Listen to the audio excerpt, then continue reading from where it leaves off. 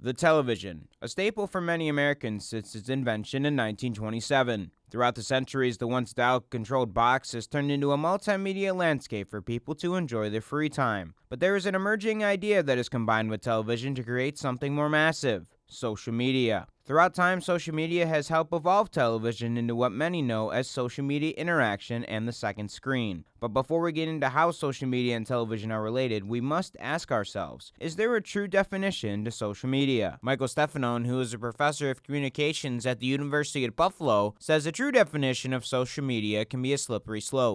Well, that's a tricky question. I think social media is a set of tools and platforms, applications, and things like that that provide a space for users like you and I to add content and to share that content and to engage with that content. So, but social media is also all of these tools, platforms, and applications that subject that content to really sophisticated tools designed to target advertising to the users on those platforms or using those tools. That's social media. But while social media has become this avenue to share their content, many students give different reasons why they use social media and have different platforms they use the most. I definitely use TikTok the most, Instagram and Snapchat. Snapchat, Instagram, and TikTok. Probably use Instagram and Snapchat the most. I would probably use Instagram the most. What I use the most is definitely TikTok. It's just the most entertaining and the most sort of time consuming. Quick follow-up is Snapchat because that's how I communicate with most of my friends. My main reasons for using social media throughout the day is like boredom. Like if I'm in between classes and I don't feel like I have anything to do, I'll go on social media because I'm bored. Or like to interact with friends and just like keep up with pop culture. I usually use it when I'm bored or if I want a good laugh or if I want information.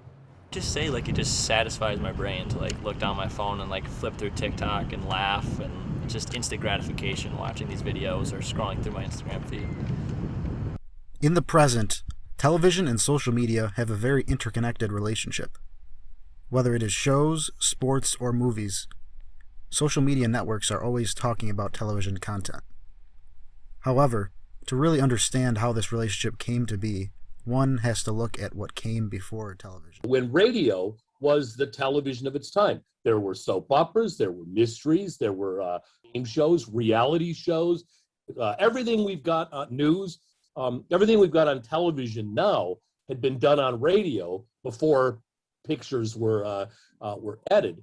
And of course, that was all. The decision was made when the technology was just getting developed, and the Federal Radio Commission and everything, that the American system was going to run not by taxes on sets like in the British system, not by any number of other ways it could be done, but it was going to be paid for by advertising.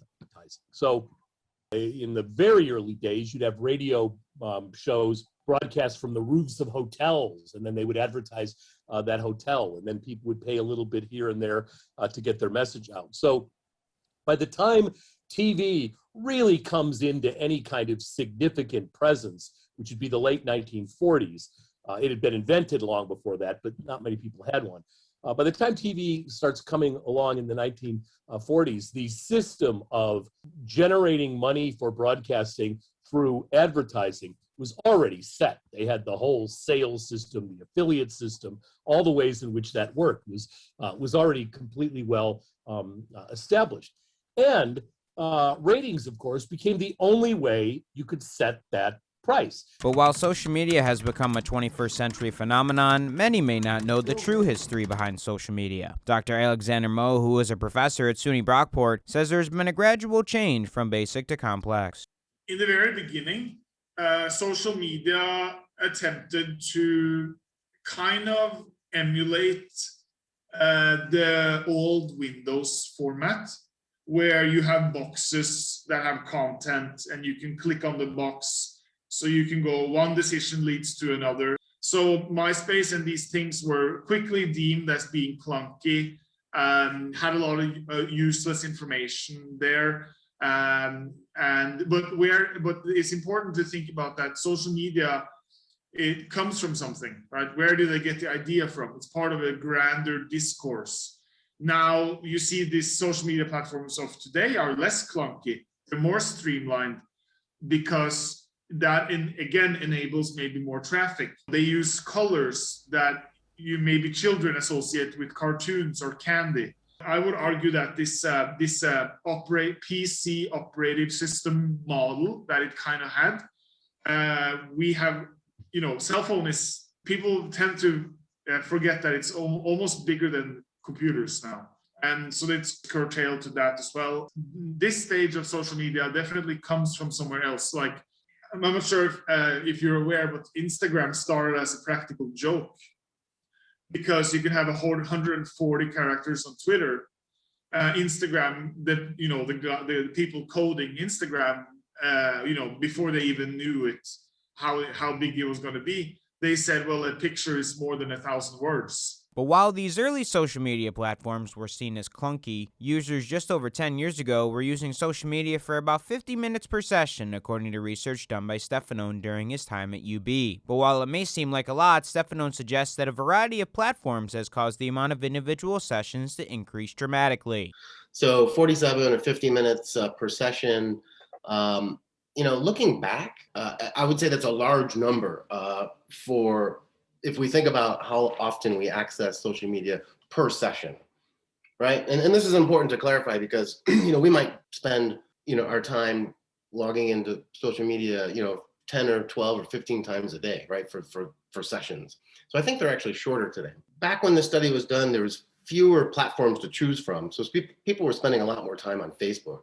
But today, I think the amount of time that people would spend per session is smaller, because they spend time on a variety of different platforms, Facebook, Snap, Insta, Twitter, all of these things. So while I think our session time is lower, I think overall, especially during the pandemic this past year, I would bet that people are spending more time than ever on social media. There is no denying that social media has become a big staple in measuring the interaction rate of television shows. However, Stefanone says Nielsen started the trend. So Nielsen dominated this market. That was kind of the industry standard for a long time, but there's a lot of noise in that measure, right? With the set-top boxes they used to use, they would know what's on the television, but they didn't know, they didn't even know if there's anybody in the room. They didn't know who was attending to the content on the television. So that's what I mean by noisy. It was a messy, often inaccurate metric. So now imagine the difference in attention and engagement if you can start to track or evaluate how many people are liking or commenting on an episode of a show, for example. That's arguably a much more valid, accurate measure of who's engaging with content. Nielsen ratings were an effective way to find out how many were watching, but also through the collection of demographics, who to market advertisements to. The investors are going to want to know, is it worth us spending this much money to put this show on? And the greatest way to do that is to count the number of viewers. Then you could come up with a cost per thousand. It's costing us X number of dollars per thousand viewers to have them see this every week. Then when television broke into spot advertisements, which means it wasn't just one big company's agency making an entire show and putting their own messages in it, product placement was what that was. Then it was one show going on and different agencies buying on behalf of their companies spot ads, like you see now, one for McDonald's, some pharmaceutical company, one for whatever. Then also you had to figure out how much you were going to charge them. So the network have got these big programs they've paid lots of money for. They're broadcasting them. They need to make money for that. So they need to sell that to advertisers who are willing to have their messages put there. How do you set that price? Again, it got down to a cost per thousand thing, and somebody had to tell you how many that was. So again, a rambling answer, but those systems had already been devised in radio, much more primitive, of course, diaries and all that kind of thing. And in television, some of the old systems of radio were started, and then Nielsen comes in a little bit later, and then they come up with the box system, which is more reliable than the diaries and everything. And you got, first of all, an overall rating, and then you knew. So if there were 50 million people watching your show, you could sell that advertising for more than if there were 20 million people selling to advertisers our eyeball. I shouldn't say this, but it wasn't science, but it was social science. It wasn't awful. And what was more important is everybody agreed to it. So that in some ways, once you had a system of how to set prices, its accuracy was less important than being able to keep the business running. While social media may seem like a place where toxic information can spread, how have these platforms helped with television? We'll take Brooklyn Nine-Nine, for example. In 2018, Fox claimed the show was canceled due to low ratings and scheduling conflicts, which did have some merit. However, there was a backlash from fans on social media about the show's cancellation until NBC picked the show up a day later after it was axed. Immediately after the save by NBC, Brooklyn Nine-Nine returned to a strong burst, with the 18 to 49 age bracket having a 0.7 rating and 2.7 million viewers according to Variety.com. But while the success was short-lived as NBC announced the show will not be renewed after the upcoming fall season, Stefano says it's all about profit and reach that has made this occur. It's an interesting phenomenon. Traditional and new or social media, these systems are tightly connected, right? The same kind of big corporate players that are in television and kind of traditional mass media are also heavily invested in social media. Of course they are. And we can't forget that no matter what the media system we're talking about, profit is the bottom line. And the example you gave of Brooklyn Nine-Nine, when there was this measurable swell of support for a program like that, if you're an executive and you see that, then it's going to make finance. You can say to yourself, oh, there's a market. There still is a market for this. Let's go forward with it, right? So, and again, that's a data-driven decision based on kind of market awareness. While there could be a day where social media interaction could replace these traditional television ratings, Kristen Blitch, a professor for the University of Florida's online social media degree program, says we should pump the brakes. I have a tough time believing that because my marketing side, there's too many sponsorship dollars tied to television shows, and they need those numbers to kind of advocate for budgets and different things. But as we continue to see streaming services taking over, YouTube is one of actually the largest vehicles that people go to watch television and movies. You'll see more of that because people aren't seeing those ads the same way. So there could be a shift, but I'm still hard pressed to say yes when I know how much budget goes into looking at those things and who falls into it. But while saving your favorite television show with the host of social media posts may make people excited, social media interaction also has its drawbacks. One of those is misinformation and rumors. While the death of basketball legend Kobe Bryant in a helicopter crash in 2020 was a tragedy, the aftermath of TMZ reporting his death before the LAPD released an official statement received serious backlash on social media. But while it was confirmed that Bryant did pass away hours later, Stefano says people should be careful of what they see on social media. When I think about misinformation, what comes to mind is the types of information that people are sharing every time I log onto Facebook about, things that are happening, typically around social issues and politics. Rumors, interpersonal, rumors about people and, romantic interests, things like that. Certainly that's always been going on. But really, when I think about the spread of information and misinformation, I'm thinking that we basically live in an information world now where different groups of people are able to get their information about the world and share information that they believe with their network from systematically different sources. And by that, I mean, if you think about the United States, just think about political ideology. You've got, on the one hand, you've got liberals, on the other hand, you've got conservatives. And it's clear that these groups depend on different sources of information for their news about the world. Now, these different sources of news often cater to the expectations or the beliefs that their audience have. So when, ultimately it's a slippery slope. The result of this, call it a filter bubble, right? To some extent, the idea that you and I can be consuming different information about the world, which is incongruent, right? Which is different in the terms of how it's packaged, the way they present facts and ideas and evidence. You know, we have different groups today that basically, you know, with the political ideology example that I gave with liberals and conservatives, they exist in different realities, which is an incredible thing to think about. All of the big five networks are now relying heavily on social media ratings to measure how popular their content is. Just last month, NBC Universal announced that they would stop releasing overnight live ratings in favor of social media live interactions.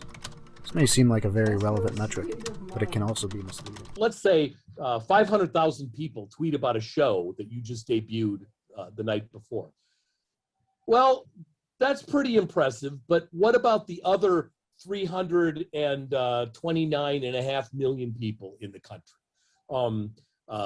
You know, there can be this kind of, and social media does this, a small number of people making a lot of noise on social media give us the impression that the world is thinking this.